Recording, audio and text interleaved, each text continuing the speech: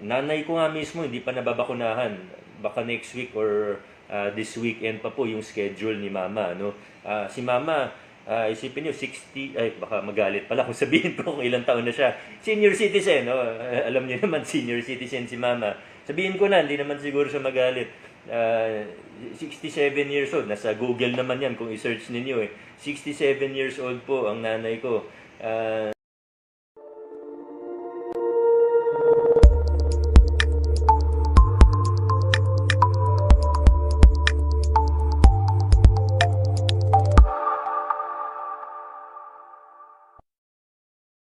Magandang tanghali po sa inyo. Kapag tanghalian na ba tayo? Kumusta po kayo? Mabilis lang po na updates mula sa akin. Yung mga i-discuss ko po sa inyo ngayon, ito rin po yung madalas na itatanong sa akin. So para mas marami po ang makarinig, inabuti ko po mag-Facebook Live ngayong tanghali. Hindi lang po ako nakapag-Facebook Live kaninang umaga dahil tiningnan ko pa po yung mga common questions at may mga diniscuss din ako sa aking staff. So ngayon pong lunch break natin, try ko lang din. Ngayon lang ako nakapag-Facebook Live ng lunch break. Okay, marami-rami na po yung mga kasama natin ngayon. Again, happy Monday. Sana po ay lahat tayo ay nananatiling ligtas at malusog. Napakahirap po ng sitwasyon natin sa ngayon. Mataas pa rin at tumataas pa rin ang bilang ng COVID, yung mga variant, ibang klase talaga. Dati, pag may positive sa isang bahay, may chance pa na madalas nagne-negative yung mga kasama niya sa bahay. Pero ngayon, at least yung mga nakakausap ko, pag may isang nag-positive sa bahay, halos lahat nagpa-positive din, buong household. So ibig sabihin, kahit anecdotally lang po o kahit na initial findings pa lang natin, talagang mas nakakahawa itong mga variant ng COVID. Kaya kung maingat po tayo dati, dapat doblehin pa natin ang pag-iingat natin sa ngayon. So magsisimula po ako sa medical updates natin, tapos pupunta po ako sa updates dun sa ayuda mula sa nasyonal na pamahalaan, at tapos may other announcement, baka may mga katanungan din po tayo, susubukan ko pong sagutin ang mga katanungan na ito.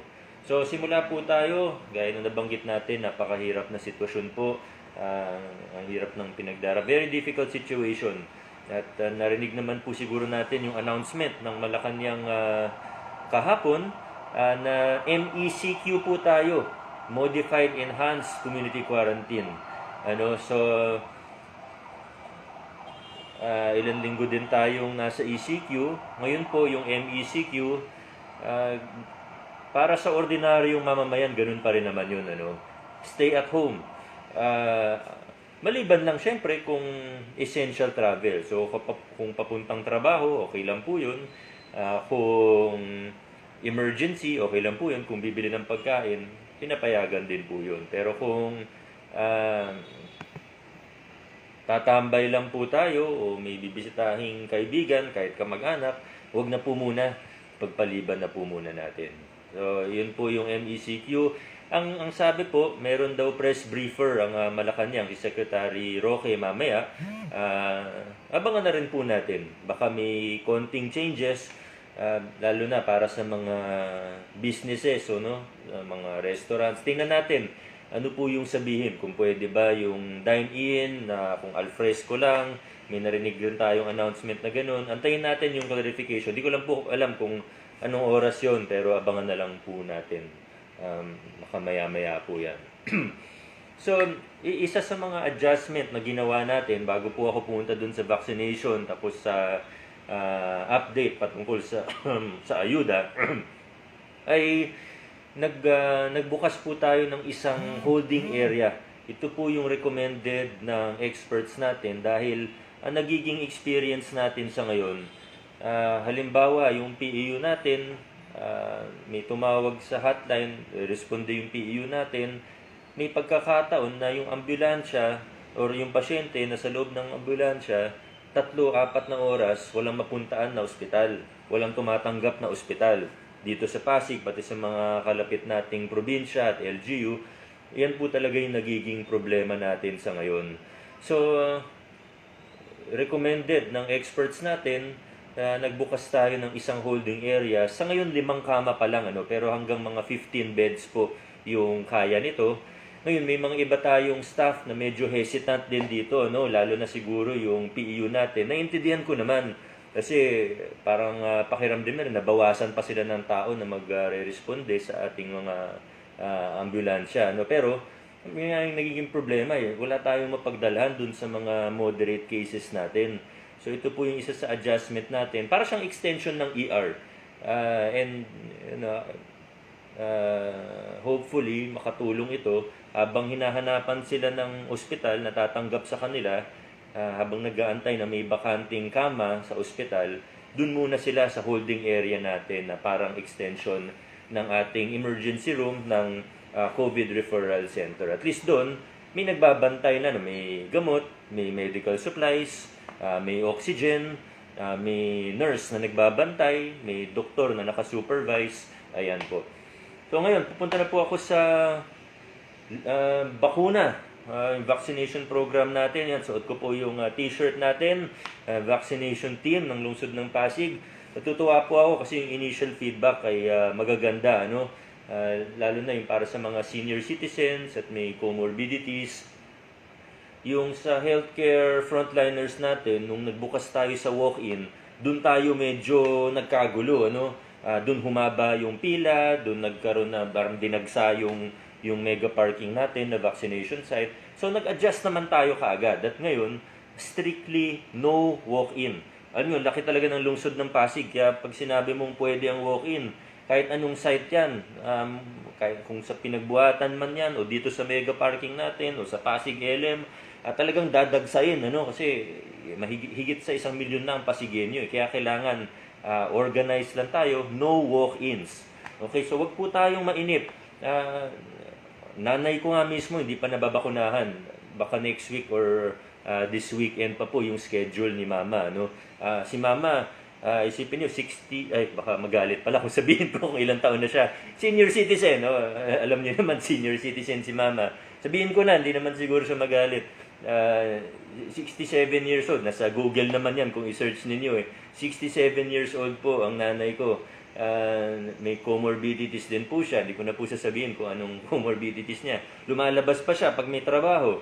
So, dapat rin talaga mabakunahan. Pero, walang palakasan, dumaan po sa tamang proseso, nag-fill up siya ng form, hinihingi niya pa nga sa akin yung link. Sabi ko, tingnan mo na lang sa, tingnan mo na lang sa PIO kung saan yung link. Medyo kinakabahan din siyang mabakunahan, pero willing na naman siya.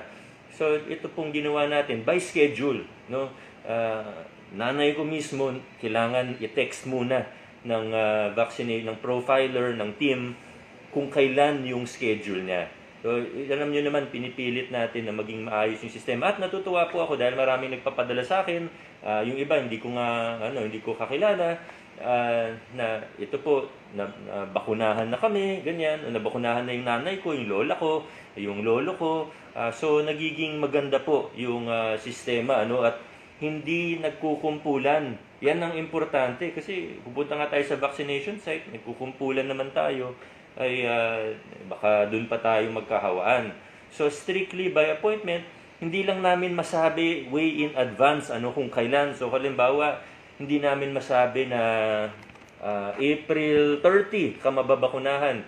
Hindi pa namin kaya yun sa ngayon kasi limited yung supply natin ng bakuna. Sana maintindihan po natin yan. Buti kung 1 milyon na yung supply ng bakuna na nandito hawak natin. Pero hindi po. Yung pinag-uusapan natin dito, paulit-ulit natin sinasabi, global supply chain. So kung ilan lang po yung dumating sa Pilipinas, ang DOH sasabihin, ito po yung alokasyon, bawat LGU, ito po yung matatanggap. Meron pa naman tayong on hand. Last week, hindi tayo nagmadali, dahil alam naman natin, hindi ganun karami yung supply. So, hindi tayo nagmadali. Siniguro natin na magiging maayos yung sistema. Pag nakikita natin na maayos, pwede nating damihan pa at bilisan pa hanggat merong supply.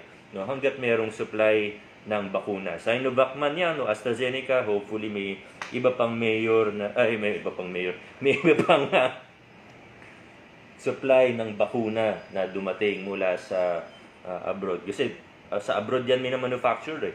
Ang daming posibilidad, ang daming nangyayari. Milyon, bilyon tao ang nag-aagawan para sa bakuna. At, so, hopefully, ayan. Again, natutuwa po ako pag may mga nagsisend po sa akin ng mga pictures. Alam nyo,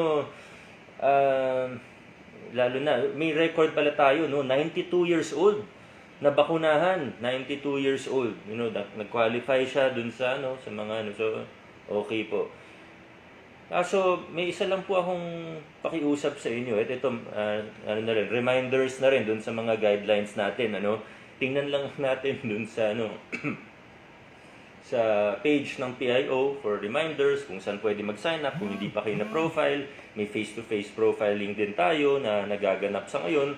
So iba-iba sinusuyod natin para makasiguro na lahat ay talagang makakasama dito, lalo na yung senior citizens at yung may mga comorbidities natin. So nabanggit ko nga kanina, may mga nagsisend sa akin ng picture, pero alam nyo,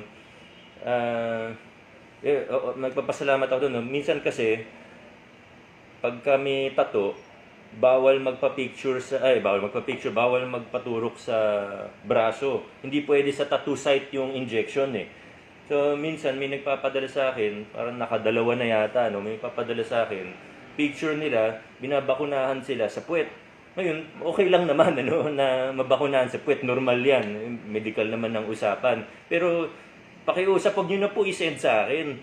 Alam nyo, ang dami ko na pong iniisip. Huwag nyo na po idagdag yung puwet ninyo sa iniisip ko, So, yun po. Pag sa braso, okay lang, isend nyo sa akin. Pero pag mga iba sa puwet, huwag nyo na po isend. Ayan. So, speaking of puwet, ingat po tayo sa fake news, kanina, may pinost ako sa IG story ko, maraming nag-get well soon sa akin. Ba't nag-get well soon sa akin yung mga ibang kaibigan ko? Meron pa kamag-anak ko nagte-text sa akin, get well soon. Wala man akong sakit. So yung pala may nag-post picture ko noong 2017, hindi pa ako mayor noon, nung inoperahan ako sa tuhod. 2017 pa po yun. So magaling na po ako. Yun nga, yung ganun, medyo harmless, wala naman nangyaring masama. May kumalat na fake news, hindi okay lang. Pati yung mga fake quote ko na yung sa social worker, yung iba sa inyo, nakita niyo po siguro yun, mga fake quotes. Ngayon, yung mga iba, harmless. Pero masama po niyan, paano kung hindi na harmless? Paano pag nahaluan na ng politika? Paano pag nahaluan na ng tungkol sa bakuna na fake news? Kailangan po maging mapanuri tayo. So mag-ingat po tayo, doble, triple ingat, maging mapanuri tayo sa social media. Tuwing may nababasa tayo sa social media, magdalawang isip po tayo. Isipin natin, baka edited yan, baka fake po yung quote, baka inimbento lang yan, baka wala sa konteksto, baka may nag-repost lang pero luma na pala. Kailangan, ganun na po yung pag-iisip natin sa Facebook, grabe po talaga. So yung mga iba, harmless, pero yung iba, may masasaktan, harmful na po yung iba. Moving on, sa ayuda mula sa nasyonal na pamahalaan, nagpapasalamat po tayo sa nasyonal dahil meron pong karagdagang ayuda nung bumalik tayo sa ECQ. Pero paalala lang po, gaya ng announcement ni Presidente at ng kanyang spokesperson, hindi po lahat ay mabibigyan. So kung kaya naman po, gagawin natin. Pero sa ngayon, inaamin po natin ng nasyonal at ng lokal, hindi talaga sapat yung pondo para mabigyan po lahat-lahat. Kaya kailangan unahin natin yung mga mas nangangailangan, yung higit na nangangailangan. So, may pinagkuhanan po tayo ng tiningnan natin magkano ba yung pondo na naibaba sa atin. Ito po ay 600 plus million pesos.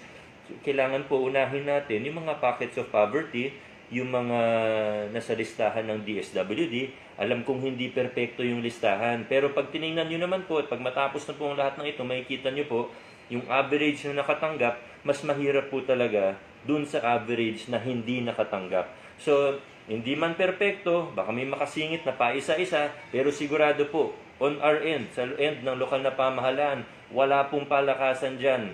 Tinitingnan lang po natin yung best way na ipamahagi ito sa higit na nangangailangan. Ngayon, dalawang estilo po ng pamamahagi po ang ginamit natin. Una po, yung sa PayMaya, yung digital payout. Nakasalang na po sa PayMaya yan, nag-aantay na lang tayo ng go signal. Ito po yung may mga phone number na tayo dahil nandun po sa listahan natin ng for SAP dati, lalo na yung mga hindi pa rin nakakatanggap ng second tranche. Hindi ko po kaya sabihin kung kailan matatanggap yung second tranche, pero ito pong additional na ayuda, sana makatulong po kahit papano. Yung 1,000 per individual, maximum of 4,000 per family. Tapos, yun po, no? So, una, PayMaya, digital payout, dun sa may mga phone number na kami. Pero yung pangalawa ho, dahil hindi naman po lahat ay maihingan natin ng phone number pa, ay house-to-house payout. Bakit tayo nag-house-to-house payout? At saan po yung house-to-house payout? Sagutin ko po yung pangalawang tanong muna. Ginawa po natin na house-to-house dun sa mga pockets of poverty.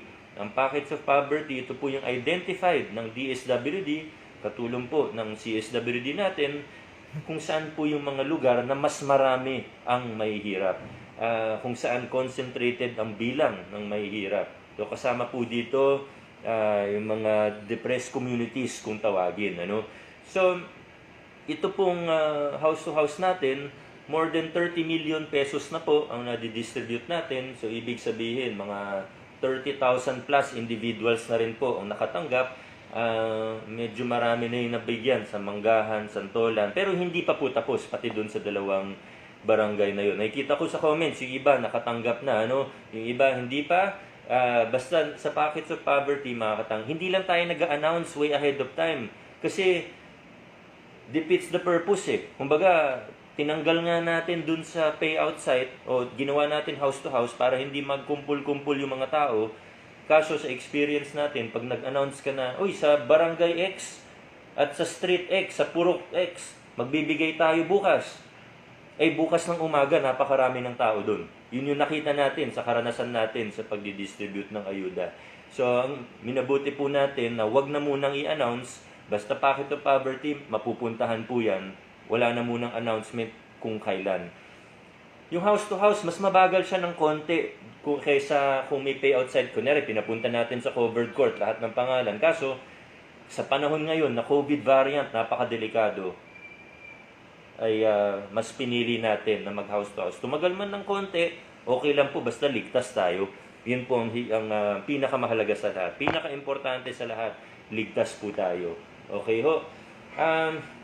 Ngayon, MECQ, pero nasa alternative work arrangement pa rin po ang ating City Hall. Pasensya na po kung may mga delay sa ibang mga bagay. Hindi po talaga may iwasan, may mga maantala ng konti. Pero tuloy-tuloy naman, ano? Halimbawa, yung mga engineering works natin, katulad dahil yung mga maliliit, lalo na yung pagpapalit ng manholes, yung declogging, at nagagawa naman ito ng relatively mabilis ng ating engineering department. Ano? Pati yung street lighting natin, tuloy-tuloy po yan. Hopefully, by this year, matapos na natin yung 4,000 street lights na ipapakabit natin sa iba't ibang lugar at kalsada sa lungsod ng Pasig. Nagsimula rin po tayo nung nakaraang linggo. Nagpapasalamat po tayo sa Meralco at sa iba pang mga malalaking kumpanya na tumulong. Pero pinungunahan po ng engineering department natin yung untangling ng mga spaghetti. Yung mga nagbubuhol-buhol na kable, napakarami niyan sa lungsod natin. At yung iba dyan, ilang taon na, naka-spaghetti na buhol-buhol. So, may mga ibang lugar po na simulan na at hopefully magtuloy-tuloy po tayo doon sa proyektong ito. So, meron po bang mga katanungan? Parang yun at yun lang din. Shout out lang at ang aking pasasalamat sa ngalan ng mga Pasigenyo sa Shop and Share. So, www.shopandshare.store. Nag-donate po sila ng 1 milyong piso para sa ating vaccination program. So i-earmark lang po natin kasi sa ngayon wala pa naman available na bagong manufacturer na pwede natin pag-orderan, ano. So ito po sina Ate Angel Locsin, sina Miss Ann Curtis, nag-donate po sila ng 1 million pesos. Idadagdag po natin yan sa vaccination fund natin. Nag-order na tayo ng 400,000 doses ng AstraZeneca. Wala pa po yung order natin. Ganun din naman sa ibang LGU, wala pa po yung order nila. Pero hopefully dumating na by third, maybe fourth quarter, tingnan natin. I'm sure they will do the best that they can. So ito pong 1 million na dinonate through Shop and Share nina at Angel, nina Miss Ann. Thank you. At sa mga 31 sila sa listahan na tumulong, hindi ko na mababanggit lahat. Basta maraming salamat. Dinonate nila to, walang fanfare, walang media. Hindi nga kami nagkita, iniwan lang nila yung cheque at iresibuhan na lang natin. So, thank you. At sa lahat ng iba pang tumutulong at nagmamalasakit, alam ko man o hindi, of course, lalo na sa mga healthcare frontliners natin at sa iba pang frontliners, yung mga nag-house to house dyan. Alam kong di nyo na trabaho yan, pero ginagawa nyo pa rin at hindi kayo nagrereklamo. Thank you. Ingat po kayo.